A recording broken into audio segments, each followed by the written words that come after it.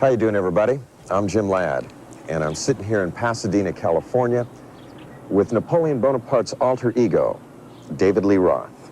How do you do, rock fans? How you do, David? I'm doing real well, Jim. Good.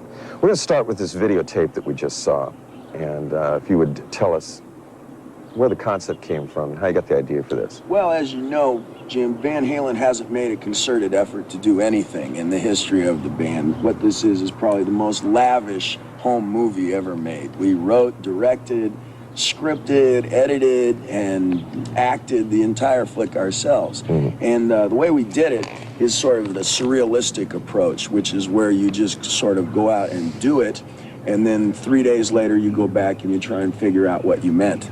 And, I see. it wasn't synced up with the music anywhere along. We wrote some soundtrack music for it, and then it's rather like when you watch football and you turn the sound off on television and you listen to the radio, you know how it sort of comes together in an interesting way. This is our concept.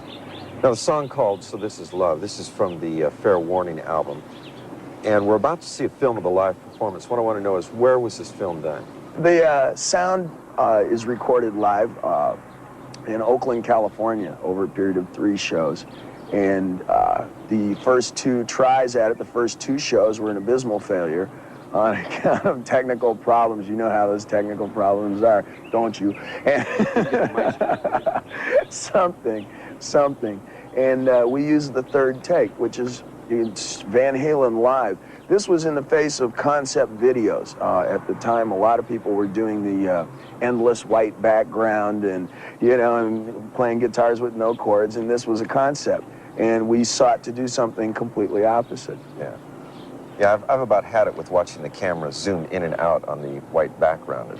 Well, some people can get away with it. Some people are really good dancers, or some people are excellent actors. David Bowie is a very fine actor, aside from being a musician, so he can get away with it. The Stones, they move right, so it looks good, you know. Van Halen doesn't really do anything right, but it works. Tell us what you know about, we're going to talk about Eddie here for a minute, if you would. Tell us what you know about Eddie's musical training before Van Halen. I heard it was quite extensive. Is that... Well, he was beaten regularly and forced to learn the piano and commit great large pieces of music to memory, all of which he has forgotten, which makes it rather like going to law school. If you've ever met an attorney, you know that you forget what you've been beaten into learning very quickly. And what happens is Edward learned classical piano, and Alex, as far as I know, was always involved in the drums. Their father is a professional musician, and Mr. Van Halen plays clarinet on one of the songs on the new record coming up. Oh, really? His father does? Yes, sir, which, incidentally, the name of the new album is Diver Down. And Mr. Van Halen plays clarinet on a song called Big Bad Bill is Sweet William Now, so you'll get a real taste of the roots, where these guys come from. Very good. I, on the other hand, have no musical influences whatsoever, and that explains my position. What about Alex? Did he go through about the same things since they're... Well, Alex was kicked out of finishing school early in life and was forced to find himself a job. He was originally going to work at the LA airport, really, and he was going to be one of the guys who loses your bags. And those guys. So now he's in the band, and he's the guy who loses the beat. And, you know, what you have to understand mostly about Alex or any other drummer is that drummers are people who make their livings hitting things with sticks. And we hire people to do that for other things. But Alex has got to be the main spirit of Van Halen. Really? Yes, that's why we named the band after him, not Edward Van Halen. Stay with us for David Bowie on Don Kirshner's Rock Concert.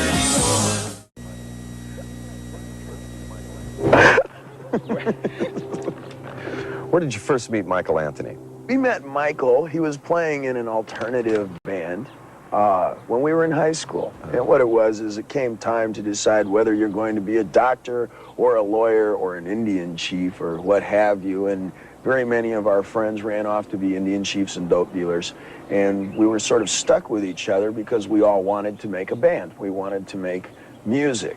And that's where we're at now. It's a rather simple thing. It's not There was no real design behind it. We weren't figuring on traveling worldwide. We weren't figuring necessarily on making records. We just wanted to play. Really? Is that the truth? No, seriously. That is the truth. And that is the integrity, what's left of it, of Van Halen, is that it's a real rock and roll band in that we really don't care. And by that I mean, you would go into the studio and you have the record company people and you have the agent and everybody's screaming, oh, we need a hit, we need a hit, we got to have something commercial, we got to have something that's saleable, product, and that's what they call it, product, and you know, and on and on and on. And we've never bowed to that kind of pressure. We've always just gone along our merry little way as far as the way we look, the way we act, the way we talk in interviews, the way we make our records. Van Halen has absolute control over everything that we do. We have absolute final say. So what you see and hear and buy from Van Halen is really the band. We're not trying to sell something. I could really care less. Life is not a popularity contest, you know. And it's not a big statement. It's not a philosophy of, you know, how everybody these days is thinking, oh, we want to get back to the land. We want to get back to the country. We'll express this in the music. I just want to get back to the hotel. That is what is at the essence of rock and roll, and what a lot of people look to for something to believe in, is that here's some guys doing what they feel as opposed to what will sell. Well, there's a tremendous amount of businessmen on stage these days.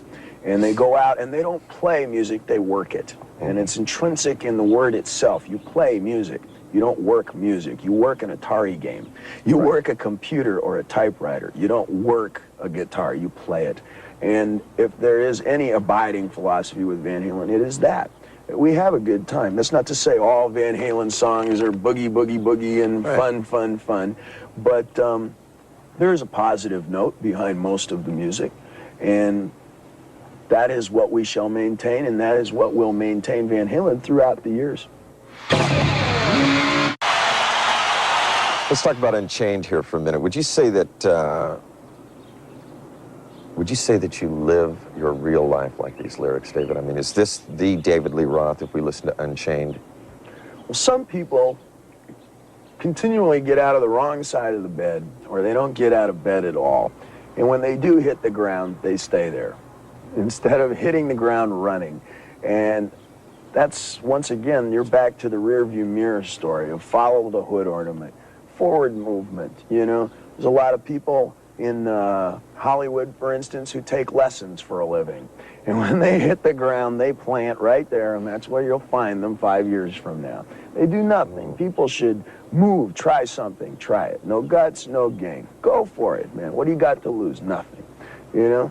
Whether it's romance, or whether it's music, or whether it's your business, or whether it's your car, or whatever it is, you go for it. I'm beginning to sound a lot like Reverend Ike, ain't I? Well, that's, you know, and you know how many people believe in him, and he says the same thing, you know. Go for it. Take a shot. Take a shot. People live their life in fear, and then they wonder why the world is caving in on them, and their wife left, and left, you know, and it's, you know. That's always interested me, how a lot of people are afraid of rock and roll for that one point, because people like Van Halen will come out and say, hey, follow your own mind, go out and go for it, rather than, and that scares people. Well, you can't tell people to go out and do what they want. Well, that breaks the mold. That breaks the mold. Whenever you break tradition, people always feel encroached upon. There's a fear of the unknown, what lurks behind that corner, you know, that sort of thing. And when somebody finally does walk around the corner and says, hey, it's pretty light around here, you know, looks okay on this side like that, then you get into the jealousy trips, and you get into the, oh no, now everybody's going to walk around the corner, you know, and that sort of thing. And whenever you break tradition, you know, people always recoil in shock about it. But if nobody ever broke tradition, we'd still look like George Washington, you know. Or Napoleon Bonaparte. Or Napoleon Bonaparte. Look how far we've come. Yes. Listen, it's live. I think so. Thank you, man, very much for Thank you very much. joining us today. All right. Thank you, America. David Lee Roth of Van Halen.